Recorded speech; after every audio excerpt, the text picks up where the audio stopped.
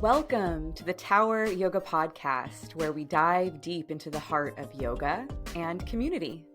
Come along with us as we explore the transformative power of yoga, share insights, and inspire one another on this journey of life.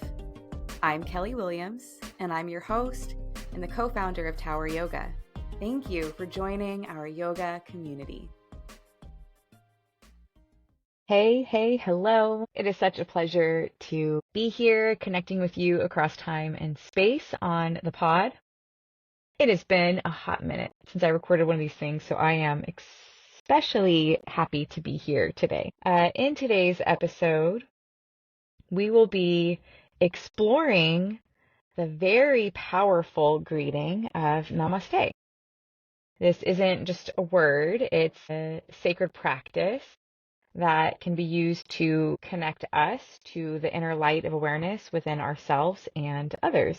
The inner light of awareness. You've probably heard me say that on this podcast, or if you've practiced with me in class before, you've heard me say it. And what I mean by that is in yoga, in a really broad sense, the worldview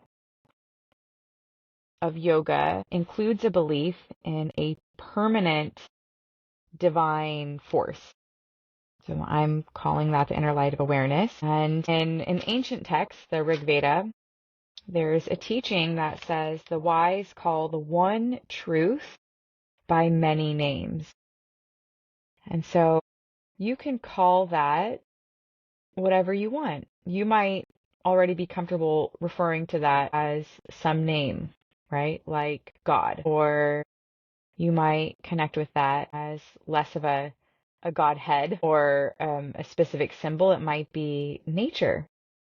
It could be more of a concept, I guess, or an idea of just connecting with reality as it is, truth itself. It could be love with a capital L, something that is greater than just your own personal ego and self. You might refer to it as universal intelligence or consciousness.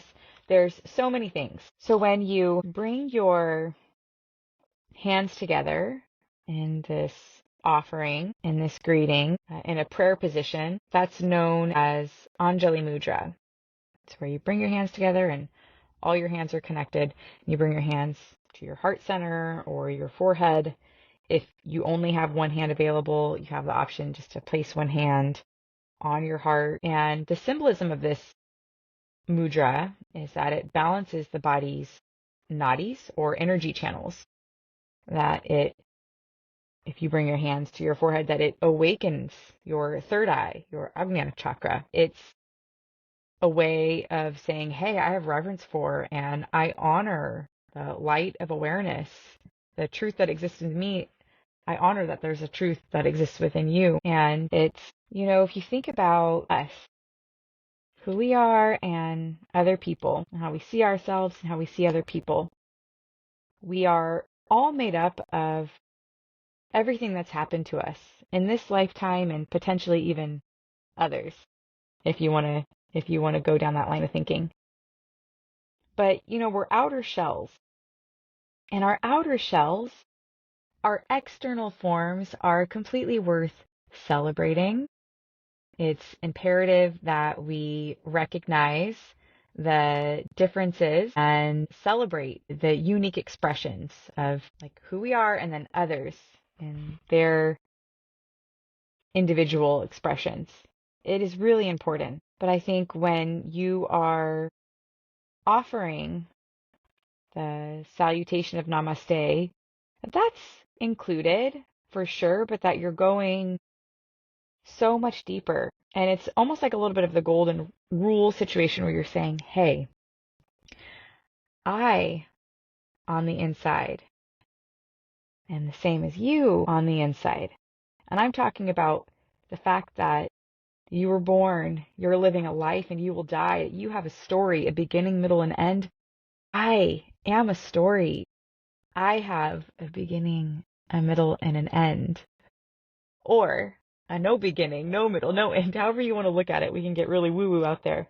But it's saying, yes, yes, all of this, beautiful, and there is a great mystery that we were both a part of, and I am bowing to the great mystery that dwells within you, and I know it because it dwells within me. How could it not dwell within you too?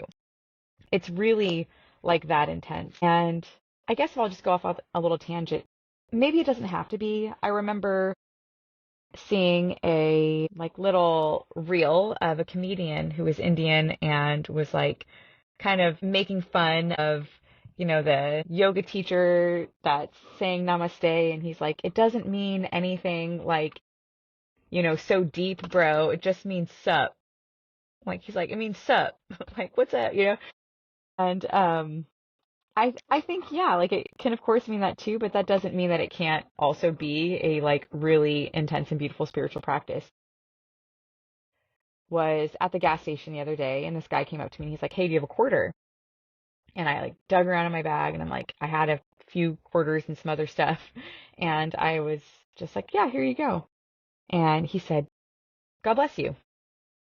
God bless you. And I didn't take it as like him bestowing the blessing of the Lord, like from that force to me, like, and bless you, like the Pope or something. I didn't take it as that. I took it as like a very like simple, like thanks. Hey, thanks. So while I know that it's all about intention, like everything is. And there have been times in my life where someone has said, God bless you, and may God bless you, and I like feel it. I feel the blessing. I literally feel it register in my body. And there's the other times, like what just happened the other day, and I was like, oh, like he means thank you. Like thank you so much, it's like another way of saying that. So, of course, I don't see why saying namaste couldn't be like sup, of course, but it's all about the intention, and it doesn't mean that it only has to mean sup. When I was in India so long ago now, but I noticed like it's more casual than, of course, we use it maybe around the yoga studio. But there were some people who, when that they were, giving me or offering me that greeting, it really felt like we were together and we were genuinely both recognizing something beyond or so much deeper than our external forms and our like languages and the way we were dressing and the way we look and all that stuff. And of course, there's other times it was just like, as we were kind of bumping into each other, like, oh, namaste, like, God, I'm trying to get around, I'm going this way, like, move. So yeah, that kind of was like a huge tangent, but I wanted to just like touch on that. We are talking about namaste as a spiritual practice. Okay, getting back into it, the literal translation of namaste, nama or namaha is salutations. Te is to you. So together it's salutations to you, reverence to you.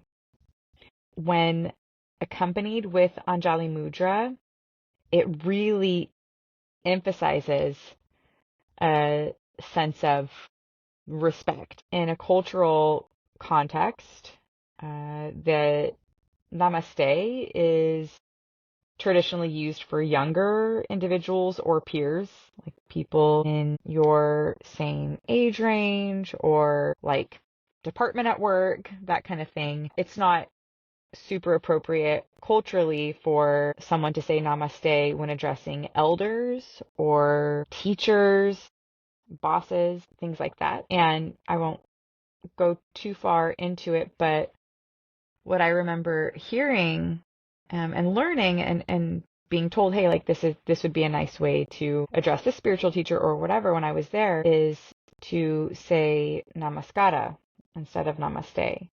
So there's the nama, salutations, making or doing. And so together it's like making reverence to you.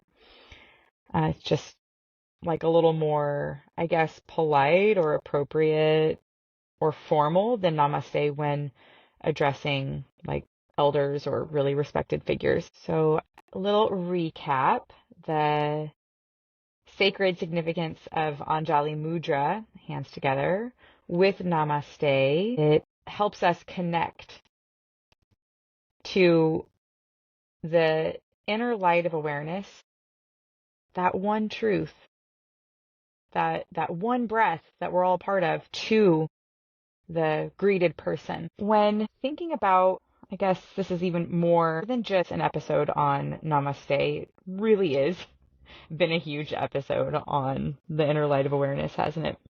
It's such a big topic to unpack.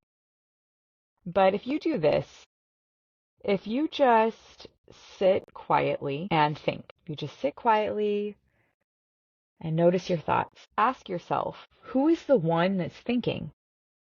Like, you can actually self-reflect.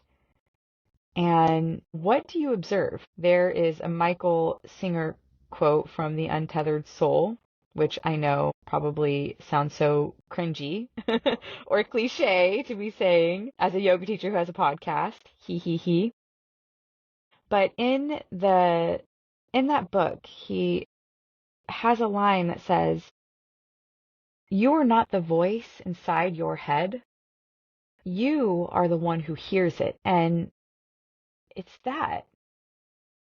There are all these external forms and all this information we get that we perceive through our outer shells, which is awesome. But we can confuse that our identity is completely and 100% tied up with the external forms and the outer shells, when really there's something deep inside that's actually registering everything that we feel, everything that we experience, everything that we do. It's registering how we be. And yoga is the practice of getting in touch with that one, the seer, the witness, the part of us that is there when we say, who is the one that's thinking? When you ask yourself, you self-reflect, who is the one that's thinking?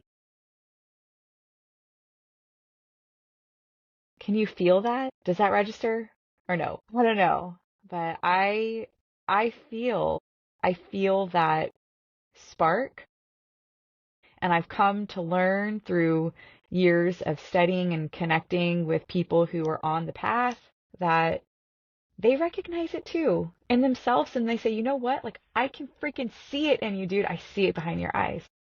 I see that light. And so not only the Rig Veda, but the Yoga Sutras, they speak of this light like it can never be taken. It can never be tarnished. It also can't change anything in the manifest world, but its presence alone can influence how we move in the world.